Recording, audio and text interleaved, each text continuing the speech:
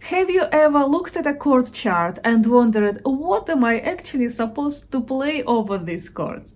Hi guys, Tatiana is here. Welcome to my channel. Today I'm going to talk a little bit about how a bass player can outline a chord.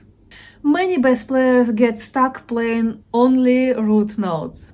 While root notes are important, they don't fully express the harmony. I would say that outlining a chord is one of the simplest and most useful skills for a bassist. By the end of this lesson, you will know how to make a chord progression sound more musical, more interesting and more connected to the harmony, even if you're a complete beginner. Let's get started! When we outline a chord, we play the notes that make up that chord. For example, instead of just playing the root tone, we can play some more important chord notes to help the listener to hear the harmony. For example, a C major chord has 3 notes. This is the first one, it's a root note, it's C in this case. This is the third, it's E in this chord. And this is the fifth, it's G here. If I play only C, you can hear the root, but if I play also E and G, you can hear the entire chord quality. Even though the bass is normally a single note instrument, we can still suggest the harmony by choosing the chord notes. That's what outlining a chord is. The good news is that you don't need to know hundreds of notes. For most cases, just 3 notes do all the work: the root, the third and the fifth. In some situations, the 7th is important too. In most cases, it will be a flat 7th. So, for example, for C major chord, it will be B flat, the note that is 2 semitones below C, or 2 half steps or 1 whole step. You can find it here as well. This is C and this is your B flat. And the 7th is going to be flat both for major and minor chords. Sometimes major keys have a chord Maj7 or +7 or 7+.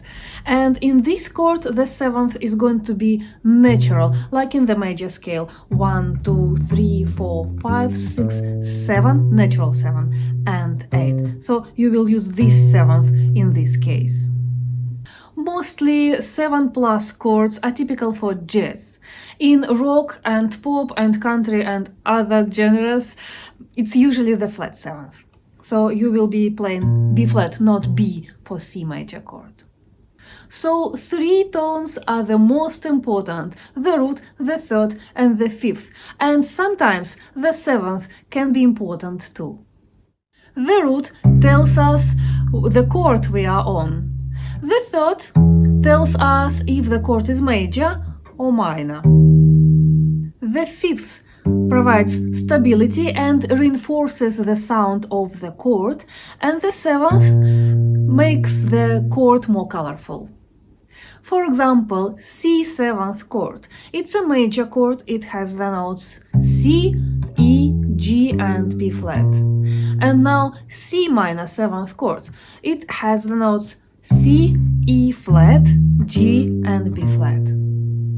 Notice that changing the third from here to here can be taken here changes the character of the chord. The third is often the most important note after the root. Let's take a C major chord with no 7th for now, just a triad, so it's C, E and G. Play these notes and try repeating this pattern several times.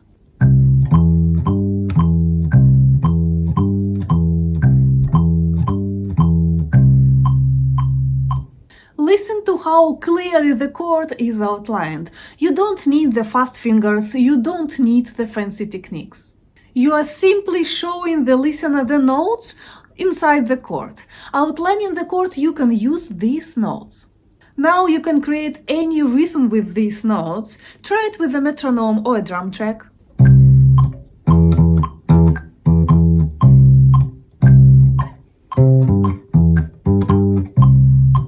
Now add the 7th to the list.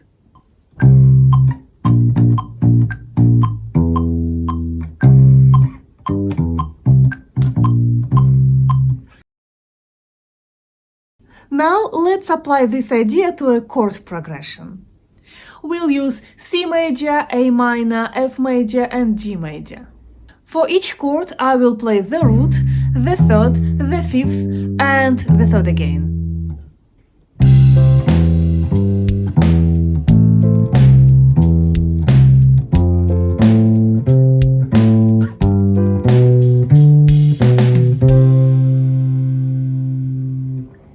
Every note I play here belongs to a chord that's currently being played.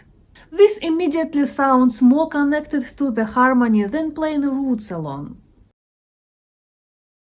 Technically, when the chord sounds, you are allowed to play any note from that chord. So, for example, for a C major chord, you can play the root, but you also can play just the third or just the fifth. For this chord progression, I can stay on the note C for the first three chords. C major chord has it as a root, A minor has it as a third, and F major has it as a fifth. For G major, the last chord, I can step a semitone down to B because this is the third in G major chord.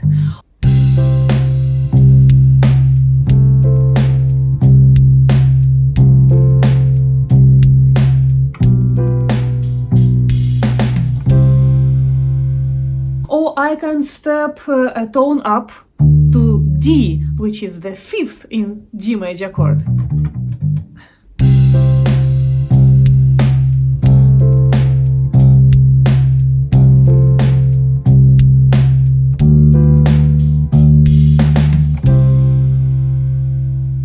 It's still legal and it's used in some parts. However, for most parts, you are expected to start with the root tone or to at least outline the root tone of the chord when you are playing your part. It's because the bass highlights the whole harmony for the others in the band.